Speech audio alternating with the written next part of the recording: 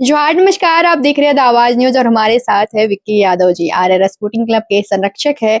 और हमारे हिंदू संस्कृति को आगे बढ़ाने के लिए एक से एक कार्यक्रम जो है वो बीच बीच में करते रहते हैं। दुर्गा पूजा में इतना भव्य पंडाल बनाते हैं और माँ का मंदिर, रातू रोड वाली मैया का पूरा सेवा करते हैं। और अभी रामनवमी है और रामनवमी में भी इनका एक अपना कुछ कार्यक्रम रहता है, अपना कुछ प्रोग्राम करते हैं, लोगों की सेवा करते हैं। तो इस बार क्या कुछ रामनवमी में ये करने वाले हैं, तो उसको लेकर के बातचीत करेंगे। जोहार भैया आपको।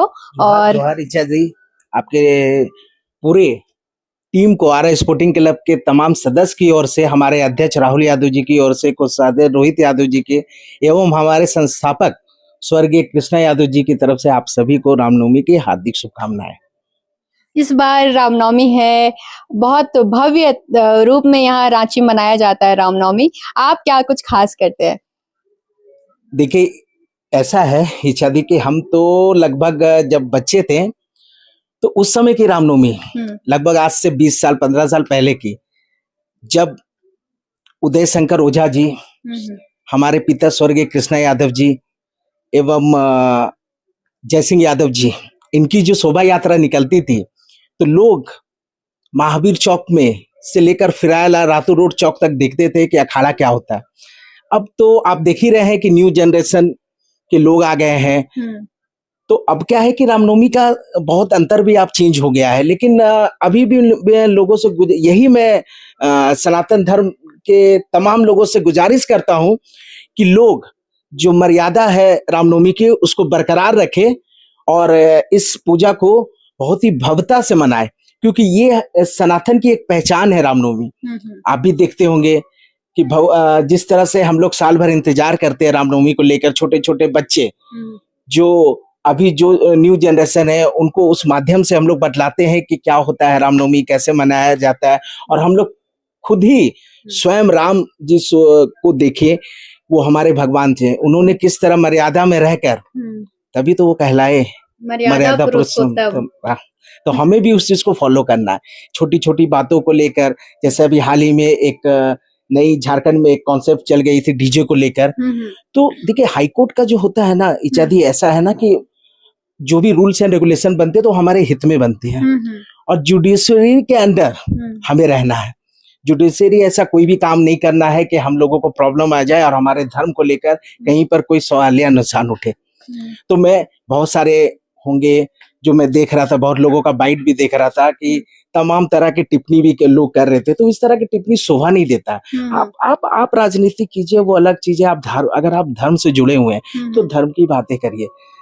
और रामनवमी बहुत ही क्रूशियल होता है। एक छोटा सा कहीं पर भी किया टिप्पणी ना, आग की तरह फैल जाएगा सारी तरफ। तो ऐसा नहीं करना। हमारे रांची बहुत ही सुंदर है, और आप खुद ही देखते होंगे हमारे झारखंड के यशस्वी मुख्यमंत्री हेमंत सोरेन जी काफी सनातन धर्म को लेकर काफी ही इच्छुक रहते हैं। वो स्वयं हमारे प्रांगण में दुर्गा पूजा में आते हैं। तो इस तरह का किया टिप्पणी नहीं करना है। आप एंजॉय करिए। जो आपको जो गाइडलाइंस दी गई है हाईकोर्ट की तरफ से, आप 80 डिसिबल का एक गाइडलाइन दिया गया है, जो कि एक मानक धारक होता है, एक साउंड सिस्टम। क्योंकि हार्ट पेशेंट लोग भी है, जहां से आप डीजे बजा कर ले जा रहे हैं जिस गली मोहल्ले से, तो कहीं कोई प्रॉब्लम ना आए। तो 80 डिसिबल के नीचे एक स्टैंडर्ड यूनिट होता है, उस यूनिट में रह के आप डीजे वगैरह करें, आप इंजॉय करिए। लेकिन इंजॉय अच्छा है, आप धर्म को, सनातन धर्म को प्रमोट कीजिए, लेकिन उस प्रमोशन की आड़ में कहीं से ऐसा मत करिए कि दूसरे लोग आहत हो। अच्छा, अभी के समय में जिस तरीके से हम लोग रामनवमी मनाते हैं, क्या वाकई में हम लोग राम जी के आदर्शों पे चल रहे हैं? देखिए, अभी की जो जनरेशन है, मैं खुद ही स्वयं, तो पहले क्या है ना कि देखिए ऐसा नहीं होता था। पहले डीजे वगैरह का कॉन्सेप्ट नहीं था। पहले क्या है कि आप देखते होंगे छोटी छोटी झांकियां निकलती थी, बड़े बड़े आप ध्वज निकाला जाता था। लेकिन आज आप देखिएगा ध्वज छोटा हो गया है, बड़े बड़े लाउड स्पीकर, तरह तरह के अभद्र गाने भी बजाए जाते हैं, जो कि अलग धर्मों को भी आहत करता है। तो ऐसा नहीं करना है। पहले में और अब में कॉन्सेप्ट थोड़ा चेंज हुआ है। आपको नहीं लगता कि जिस तरीके से भी गाने बजाए जाते हैं, बहुत सारा मतलब असहज सुनने में लगता है, कुछ ऐसे गाने भी रहते हैं।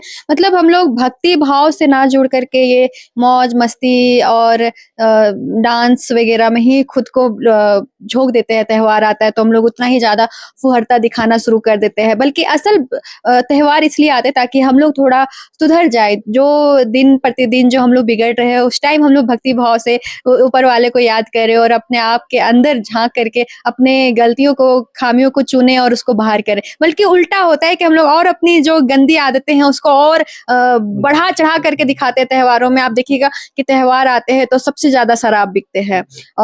ये सब क्यों हो रहा है? मतलब ये क्या असली धर्म है? क्या ये असली सनातन धर्म है? नहीं नहीं, मैं इसको एकदम सनातन धर्म नहीं मानता हूँ, उसके खिलाफ मानता हूँ। देखिए, बहुत सारे संगठन ऐसे भी जुड़े हुए हैं ना, जो केवल और केवल अपना सोचते हैं। वो लोगों, आपके हित, हमारे हित से उनको कोई लेना देना नहीं। वो बस अपने मार्गदर्शक, कुछ लोग ऐसे भी जुड़ गए हैं अब, जो कि आप देखते होंगे टोटल पॉलिटिकली है वो, बट वो अपने आप को अब कहते हैं कि मैं समाज की सेवा में। ठीक है ना भाई, आप समाज की सेवा में, अच्छी बात है, आप समाज की सेवा करिए, लेकिन आपने समाज की सेवा आपने किस स्तर में किया वो भी देखना है। कि आपने किसी को आहत कर कर, आपने किसी को नुकसान करके आप कहीं से समाज सेवी तो नहीं बने हैं। तो आपकी जो बैकग्राउंड है वो किसी से छुपी हुई नहीं हो सकती है।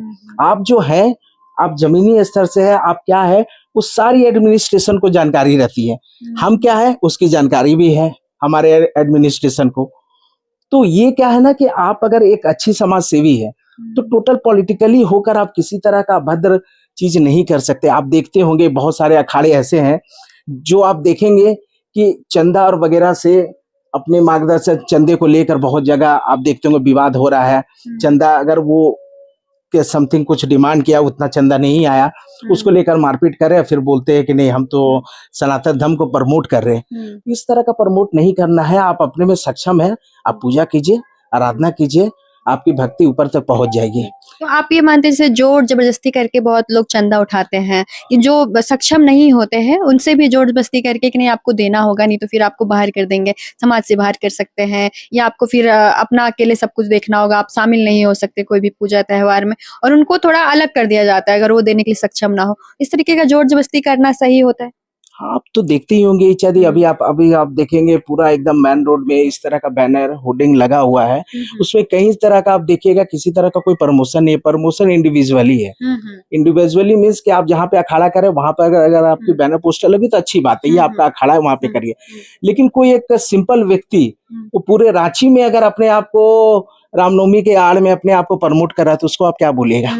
लोग तो भाई, अब कोई बिजनेस को लेकर कोई होल्डिंग लगाया हुआ है, उसकी भी प्रमोशन होनी चाहिए एज ए बिजनेस कॉन्सेप्ट, लेकिन उसके होर्डिंग को ढककर हम अपनी होर्डिंग लगा रहे हैं, तो ये कहाँ से है? देखिए, सब चीज को देख कर चलना है, और मुझे लगता है कि थोड़ा स्तर को बढ़ाना होगा। पहले जिस तरह से हमारे पूर्वज करते आए पूजा, आप उस स्तर का करिए। अभी आप देखेंगे कि हमारा जो प्राचीन मंदिर है उसमें किस तरह का विधि विधान से पहले पूजा होती थी, तो क्या आज उस लेवल का पूजा है? क्या नहीं है, कहीं से भी नहीं। आप बंगलामुखी चले जाइए, वहां का रीति रिवाज आप देखिए, आपको स्वयं एहसास होगा कि किसी चैत्र नवरात्र में हम कहीं पर पूजा में आए हुए हैं। बाकी कहीं पर भी देखिए केवल शोर, नगाड़ा, अश्लील चीज, स्टेज डेकोरेशन कर कर बहुत तरह का कार्यक्रम करना, ये सब शोभा नहीं देता है आज के युग में। पहले त्योहार आया करता था तो लोग भजन कीर्तन याद करने लेते थे, जिनको नहीं याद होता था वो पढ़ने लेते थे कि मैं भूल ना जाऊं, खुद से भजन कीर्तन करते थे, भक्ति माहौल होता था, पूरा पूजा पाठ करते थे।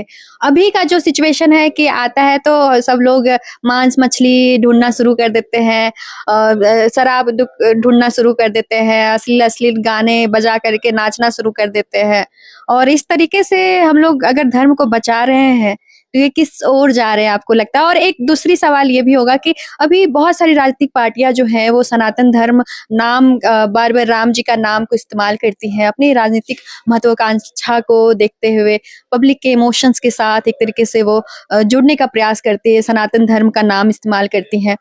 किस तरीके से हम लोग किस ओर जा रहे हैं, धर्म को किस ओर ले जा रहे हैं, पार्टियां किस तरीके से इस्तेमाल कर रही है, और असल धर्म क्या है, ये मेरा सवाल है। देखिए, बहुत ज्यादा किया टिप्पणी तो मैं किसी इंडिविजुअली पार्टी पे नहीं कर सकता हूँ, और करना भी उचित नहीं है। और मैं, लेकिन एक छोटी सी बात है कि देखिए, मैंने ये चीज लेकिन हर कोई करता है अपने स्तर पे, हर पार्टियां कर रही है अपने स्तर पे, हर कोई किसी ना किसी धर्म का इस्तेमाल करके करने को। मैं एक पार्टी पे बोल भी नहीं सकती क्योंकि ये हर कोई कर रहा है। आप तो आप आज के डेट में देख ही रहे होंगे किस तरह से इत्यादि किस तरह से प्रमोशन चल रहा है। मैं तो लोगों से यही कहता हूँ, मैंने क्या कहा पहले भी और अभी मैं कह रहा हूँ कि जो समाज से जुड़े हुए लोग हैं ना, तो वो उनमें संवेदनशीलता दिखेगी आपको। क्या वो संवेदनशीलता दिखती है किसी में? आप देखिएगा किस तरह से अगर आप उनसे अगर जुड़े हुए भी होंगे तो मार्गदर्शन कहीं ना कहीं उनका कहीं ना कहीं वे ऑफ माइंड कहीं ना कहीं चेंज है। क्योंकि देखिए अगर आप पूजा पाठ से रिलेटेड है ना तो बहुत ज्यादा पॉलिटिकली आप नहीं हो सकते, नहीं भी होंगे भी नहीं, क्योंकि दिल से अभी हमें भी अगर कह दिया जाए दुर्गा मंदिर में जो हमारा प्रांगण है कि आप ये कर लीजिए, वो तो शायद मुझे अलाउंस मेरे दिल की अलाउंस वहां पर तक नहीं होगी। तो यही है, मैं लोगों से यही गुजारिश करता हूँ कि अपने जनरेशन को इस चीज की ज्ञान दीजिए कि क्या होता है रामनवमी, किस तरह से हमारे पूर्वज करते आ रहे हैं। मैंने पहले भी बोला कि उस जमाने की जिस समय उदय शंकर ओझा जी जब निकालते थे, स्वर्गीय कृष्णा यादव जी निकालते थे, जयसिंह यादव जी महानगर मंडल के अध्यक्ष होते थे, उस समय की जो थी ना वो अलग लेवल की चीज थी। और अभी की आप देख लीजिए कि अभी क्या हो रहा है। अभी आप किसी भी महावीर मंडल में जाइए तो क्या वो महावीर मंडल वो जीवित है? नहीं है। महावीर मंडल के यहाँ में बहुत कुछ हो रहा है, अंदरूनी में बातें बता रहा हूँ आपको। तो ये बहुत सारी संस्था बनाना बहुत, मैंने पहले भी बोला और मैं अभी भी बोल रहा हूँ, संस्था बनाना बहुत बड़ी बात नहीं है। आपने रांची जिला दुर्गा पूजा बना दिया, आपने रामनवमी मंडल बना दिया, आपने महावीर मंडल बना दिया, बहुत सारी बन गई है मंडल, तो उससे कोई फर्क नहीं है। आपको आपके समाज में कुछ अच्छा मैसेज देने की कोशिश करना, ये बड़ा बैनर होता है। तो इस बैनर को उजागर करने के लिए आपको संवेदनशीलता लाना होगा। ऐसा नहीं कि आप किस व्यक्ति को आप अध्यक्ष बना रहे, किस व्यक्ति को उपाध्यक्ष बना, क्या आज ये इस अध्यक्ष और उपाध्यक्ष की कुछ वैल्यू रह गई है मार्केट में? नहीं रह गई है। आप खुद ही देखिए ना, आप महावीर मंडल के अध्यक्ष को लेकर जाइए, पहले महावीर मंडल के अध्यक्ष अगर कहीं तक पहुंच जाता था तो सारे लोग एडमिनिस्ट्रेशन का उसको रिस्पेक्ट उस लेवल का दे, आज वो रिस्पेक्ट नहीं है मैम। क्यों नहीं है? ये रिस्पेक्ट कैसे खत्म होता जा रहा है? एक टाइम पे था कि सच में हम लोग भी बहुत एकदम उत्सुक होते थे जब कोई आते थे, कोई किसी के अध्यक्ष, तो हम लोग बहुत रिस्पेक्ट किया करते थे। इवन सारे एडमिनिस्ट्रेशन के भी जो लोग होते थे वो भी काफी वैल्यू दिया करते थे उनको। आज वो रिस्पेक्ट क्यों खत्म होते जा रहा है? मैम देखिए, मैंने क्या बोला कि पहले के जो भी अध्यक्ष बनते थे, अगर उदय शंकर ओझा जी रहते तो उनकी वैल्यूएशन, आज अगर स्वर्गीय कृष्णा यादव रहती उनकी वैल्यूएशन अलग होती थी। तो क्या है कि वो समाज में एक पकड़ होना चाहिए और समाज उस चीज को लिए जानना चाहिए कि नहीं, ये हमारे समाज के लिए काम करेंगे और ये किसी इंडिविजुअली राजनीतिक पॉलिटिक्स को इन्वॉल्व नहीं करेंगे। आज जितने भी समाज सेवी है ना, इवन मैं किसी को भी मैं नाम नहीं, मैं ना ही अपना लेना चाहता हूँ ना किसी भी, कहीं ना कहीं पॉलिटिकल इंगेज रहता है। मैं भी चाहूंगा कि मैं उदय शंकर ओझा जी जैसा बन जाओ या स्वर्गीय कृष्णा यादव जी जैसा बन जाओ, तो शायद नहीं बन पाऊंगा, क्योंकि समाज आपको उस तरह का बनने नहीं देगा। आज के समाज आपको बनने नहीं देगा, क्योंकि आप चाहिएगा कि आप सिंपल में किसी तरह का अच्छा कुछ आयोजन कर रहे हैं, लोग क्या है कि बड़े बड़े चीजों को लाकर वहां पे ये चीज कर देंगे, उस अदनशीलता को रख देंगे, तो आपको भी उसी कैटेगरी में रह के अपने आप को लेवल को दिखलाना है। तो ये इसकी लड़ाई हो गई। आज क्या है कि एक वर्सेस की लड़ाई चल रही है, वो बेटर है, वो बेस्ट है। तो ये जो बेस्ट बेटर बेस्ट वाली जो लड़ाई है ना, वो चल रही है मैम। तो ये चलिए, हम लोग तो इस टॉपिक पे बात कर लिए, रातू रोड वाली मैया की बात करते हैं, क्योंकि ये मंदिर जो है काफी ज्यादा चर्चा में रहता है और यहाँ पे ऐसा माना जाता है कि जो भी मनोकामना लोग मांगते हैं वो पूरा होता है। और नवरात्रा में यहाँ माँ का एक से एक भव्य जो रूप होता है वो देखने के लिए मिलता है। तो इस बार नवरात्रा जो भी चल रहा है उसमें क्या कुछ खास आयोजन हुआ है और अभी जो नवरात्रि आने वाला है उसमें क्या कुछ होने वाला है? मैम देखिए, चैत्र नवरात्र में काफी आप देखेंगे हमारा जो मंदिर है उसमें प्राचीन मंदिर पे काफी विधि विधान से पूजा की जाती है। अभी 9 दिन माँ का अखंड ज्योति जलाया जाता है।